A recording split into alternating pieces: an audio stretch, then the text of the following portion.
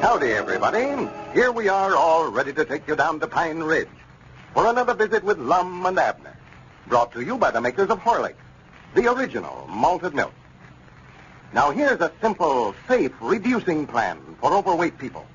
An effective way to lose excess pounds without discomfort or without resorting to methods of which your doctor might not approve. Drink a glass full of Horlicks at noon instead of eating a heavy meal.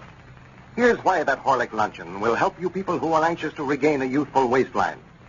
Horlicks, while it is nourishing, energy-giving, and sustaining, doesn't have the heavy meal's excess of calories. When you drink a glassful of Horlicks for luncheon instead of a heavier meal, you are reducing your caloric intake. And that, as you probably know, is the fundamental principle of losing weight. There's another thing about the Horlick luncheon, too. It's much easier to digest than is a heavy meal. And that's why Horlicks at noon will keep you alert later. Why it will not leave you feeling drowsy or listless. Try the Horlick luncheon tomorrow. You can get Horlicks malted milk, you know, in either natural or chocolate flavor at your druggist. And you can prepare a glass of Horlicks quickly and easily, either at home or at your work. Mix it with water alone. You don't need to add any flavoring or any raw milk to make a delicious and full-flavored glassful of Horlicks.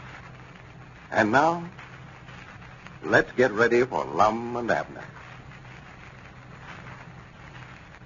You know, the Pine Ridge Matrimonial Bureau has received hundreds of applications from women in search of a husband. A few days ago, not having any pictures of prospective husbands to send out, Lum conceived the idea of mailing out a few pictures of Abner. Well, evidently, Abner's pictures made quite a hit with the ladies. Among other letters, yesterday he received one from a Miss Hortense Kelly, who stated that she had fallen in love with him through his picture and was coming to Pine Ridge to pay him a visit soon.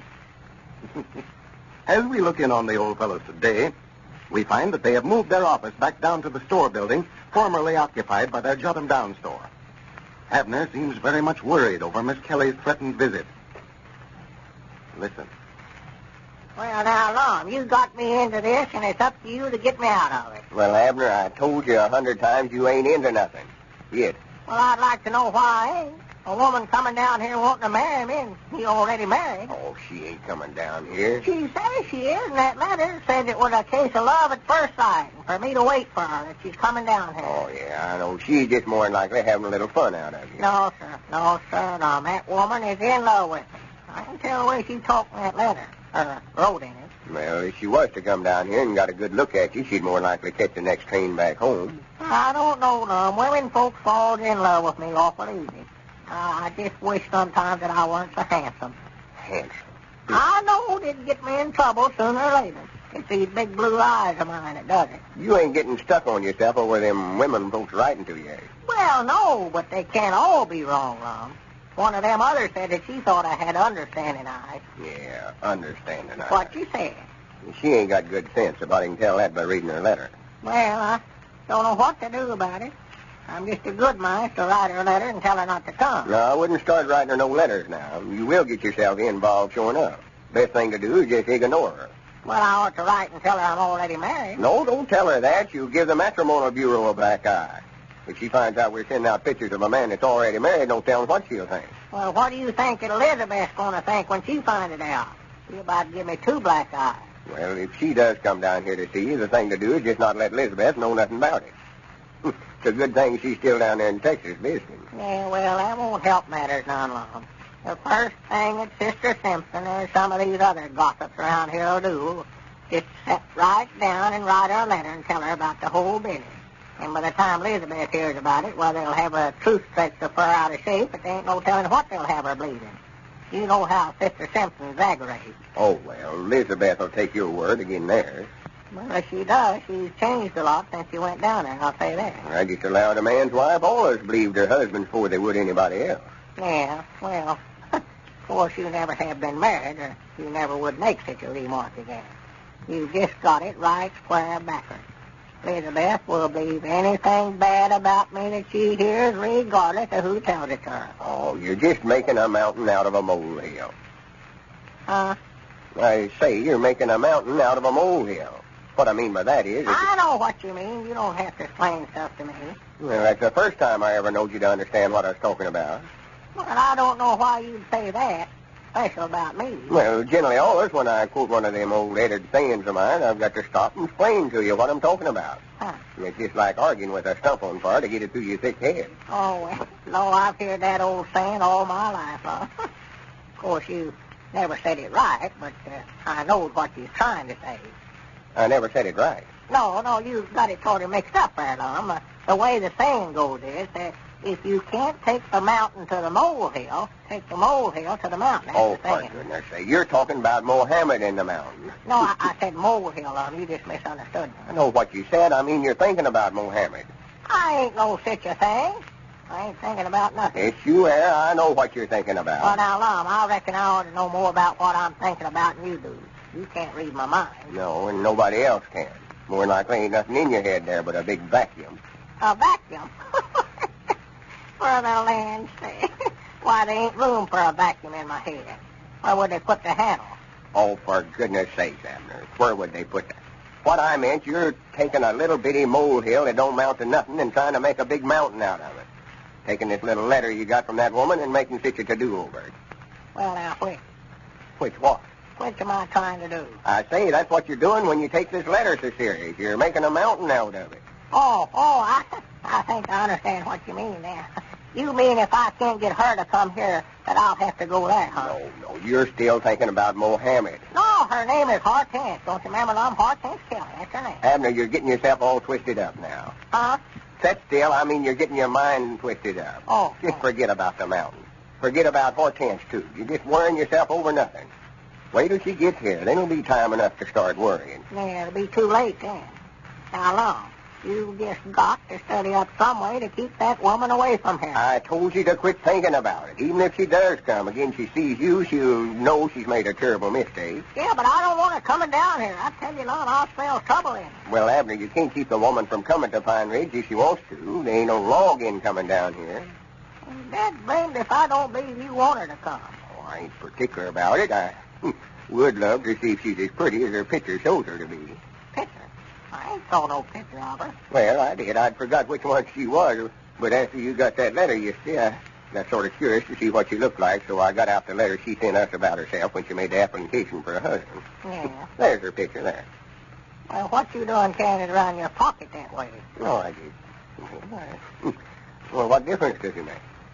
Oh, she is a right smart of a looker, ain't she? Yeah, that's the prettiest one we've got yet. Oh, she is a dandy. She's red-headed, according to the description she sent in about herself. Wouldn't be surprised. 26-year-old. Well, She's an actress. is that right? Yeah, win a marathon dancing contest. Well, I do know, bless her heart. Stands 5'2" and weighs 112 pounds.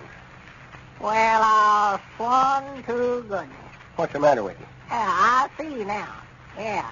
You just want to get that woman down here so you can see her yourself. Well, where did you get such ideas out It's of you? just about the size of it. I see through the whole thing now. Yeah, you scared to send your own picture, feared that Evelina'd find out about it, so you sent her Now, mine. wait a minute, Abner. Just calm And yourself you're going down. to sit down there right now and tell her that you made a mistake and sent her the wrong pictures. That fella she's in love with is done married. I ain't going to write her no such a thing. You know how come me to send them pictures of you out. They was the only ones we had here. Either you sit down and write her not to come, or I'm going to step right there at the telephone and call up Evelina. Call up Evelina. Yes, sir, and tell her that you're in love with Hortense. Go ahead. Call her. Call her up. That's just what I'm going to do, yes, sir. I'll bet you'll stop her from coming down. Abner, get away from that telephone. I ain't going to do it. I said I was going to tell her, and I'm going to tell her. I don't know Abner. what... Hello? Abner. Sister Simpson? Oh, my goodness. Is Evelina there? Abner, give me that receiver. Tell her to step to the telephone, please, Here, Mom. give me I'll that show you. receiver. I'll show you. What are you trying to do? Break me and Evelina Well, up? I'd rather break you and Evelina up than have that woman break me and Elizabeth up. All right. I'll write the letter. Hang up the receiver. Yeah, wait a minute. Here's Evelina now. Hello? Here, give me that receiver. Hello, who is this? Who? Evelina. Well, you've got the wrong number. This is the Pine Ridge Matrimonial Bureau. Goodbye. Now, stay away from that telephone. Well, write that letter, Lord, and I'll be right back up there saying it again. Abner, this ain't nothing but out-and-out blackmail. What do you want me to say? Just tell her that you sent the wrong picture, and she better not come down here on account of I'm done married. All right. Hand me that pencil there. Doggy, that's a relief. It just wouldn't do for her to come down here, Lord. Elizabeth just go high. Look here on her. Well, howdy, Dick. Yeah, come in, Dick. Well, moved back down here in the old store building, have you? Yeah, we never had room over at my place for the matrimonial office. Well, I went over there looking for you. I got a telegram here for you, Abner. Telegram? Yeah. Yeah, they left it down there at the store. I told them I'd see if you got it. Well, I do know. I bound you saw Elizabeth and Pearl that they're coming home. Sit down, Dick, and roll for a while. Yeah, looks natural to see you fellas back over here at the store. Yeah. I was sitting here today thinking, I wish we'd never sold our store. Yeah. Seems so quiet around here without no merchandise in the shelves. What's the matter, Abner? For goodness sakes, Abner. You look like you saw a ghost. What's the matter? Must be something in that telegram, Lum. Nothing happened to your wife, has it, Abner? Mr. Abner Peabody, Pine Ridge. Darling, I will arrive tomorrow. Can hardly wait to see you. Love. Hortense. Well, it's too late now. Hortense is probably already on her way to Pine Ridge. Ladies and gentlemen, poor and unhealthy teeth and gums are the cause of much suffering and misery. It's most important that every one of us give our teeth proper care. And it's doubly important that we parents keep a careful watch over the condition of our children's teeth. For sound and healthy teeth are formed during childhood years. 3 things are important in preventing decay. First, regular visits to the dentist. And second, regular and proper cleaning of the teeth. Third, and just as important as the other 2, is proper diet. The teeth and gums, like other parts of the body, are made from the food that we eat.